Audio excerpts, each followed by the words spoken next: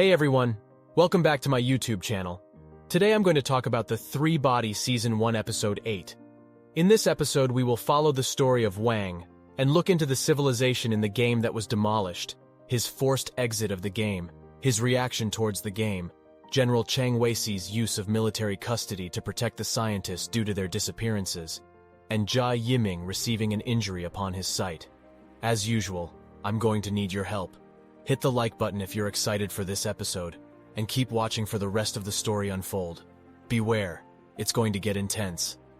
In Episode 8, the civilization which Wang built in the game was destroyed. As he struggled with shock and grief, he was suddenly forced to leave the game without any explanation. Wang was taken out of the game in an unsettling way which left him feeling scared and confused.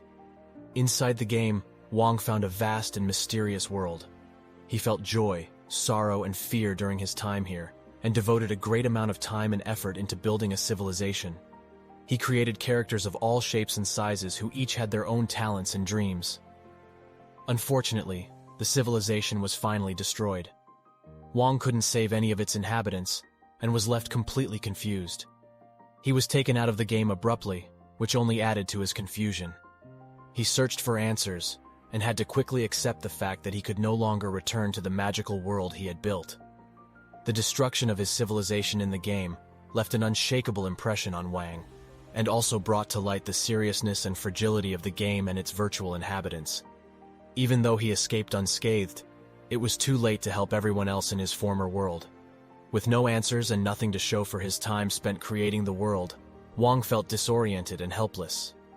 Sha invited him back to the base and wanted him to replicate the same daily routine he had been following before. He believed that this could help Wang find the flicker of universe and perhaps get back into the game, but Wang declined the offer out of fear. Though Wang had left the game, he couldn't help but feel connected to it on some level. He felt overwhelmed by the realization of how real the game seemed, and this reality was far scarier than the virtual one he had briefly experienced. He wanted answers, but was unable to find any information on the game developer, which only frustrated him further. Wang found himself in a strange position. Part of him wanted to go back to the game and find out what happened, but another part of him was afraid of the consequences.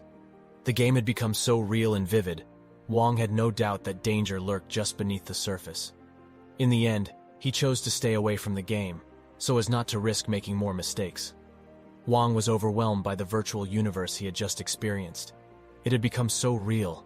Every sensation and experience that he encountered while in the game seemed to be genuine and tangible. This realization was both thrilling and frightening, and Wang was left with an odd mixture of emotions. Though the game had brought him joy and mystery, he was unable to find any information on the game developer. He had invested so much time into creating the game, yet he had no answers to show for it. He felt deeply unsatisfied and more confused than ever. But he was unable to pursue the answers he desperately sought due to the dangers this game posed.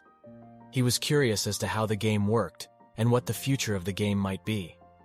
But he had no one to turn to for help. He did not want to risk getting too deeply into the game, so he stayed away from the base that Sha invited him to. He knew that there was a possibility of becoming overly attached to the game, and he wanted to avoid it. Despite this fear, he remained curious as to why he felt such a strong connection to the game.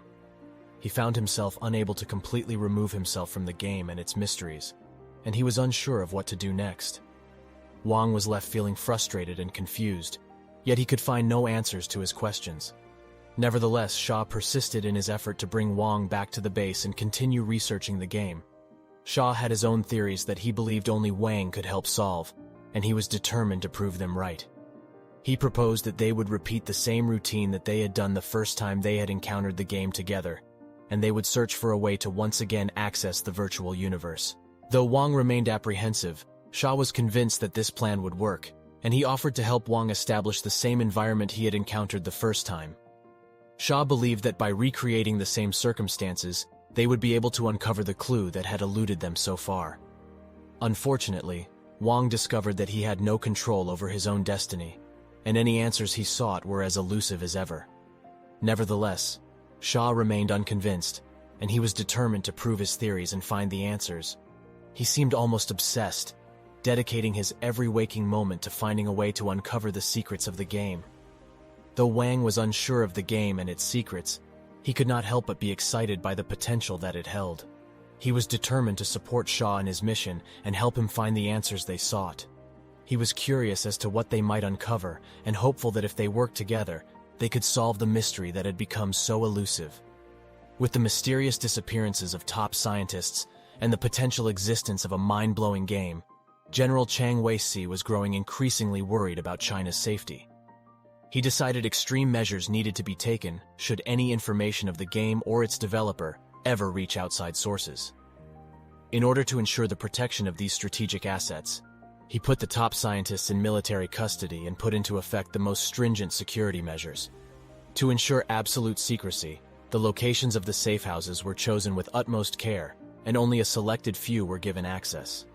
Any exposed clues of the scientists' whereabouts had to be erased, and Chang kept no details of any transportation arrangements.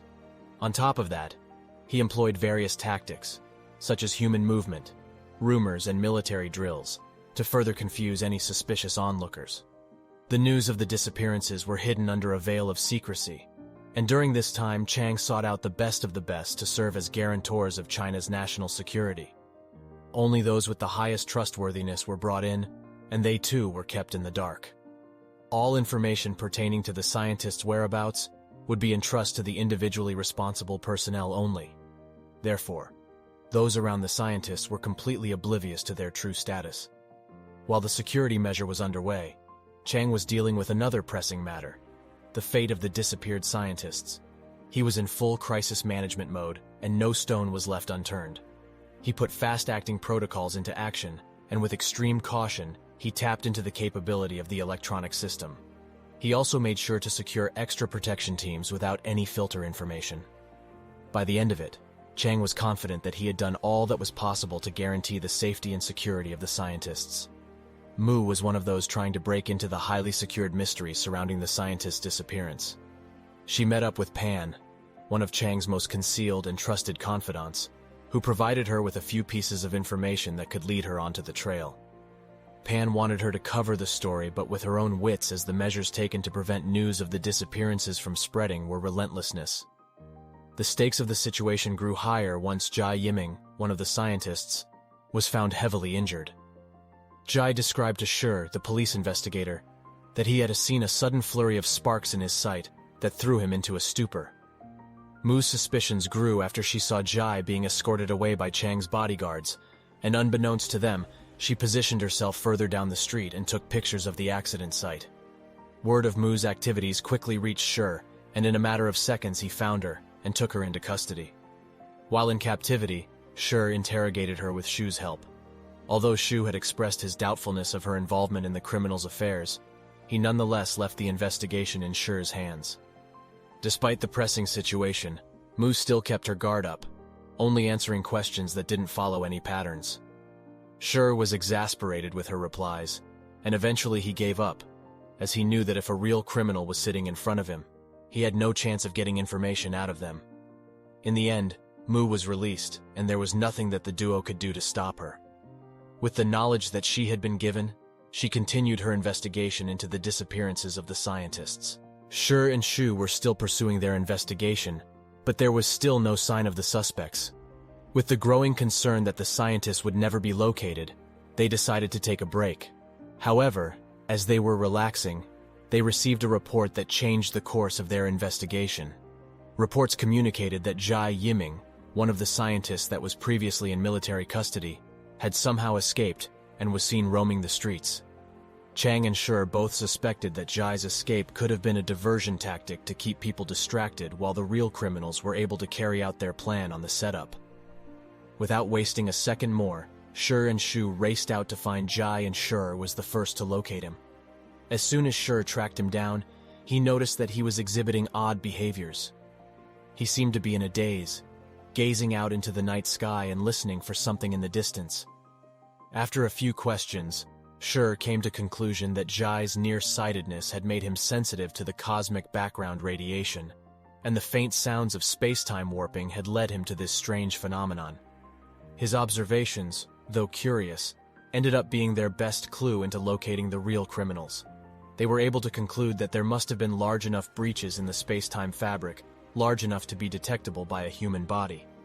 With barely a moment to rest, Shi and Shu started their investigation again, determined to find the criminals, but there was still no sign of them. It was then that Shi began to realize that this might be a case that can't easily be solved. That's it for this episode. Make sure to like the video and subscribe to this channel to show your support and get more of these episode summaries. Thanks for watching.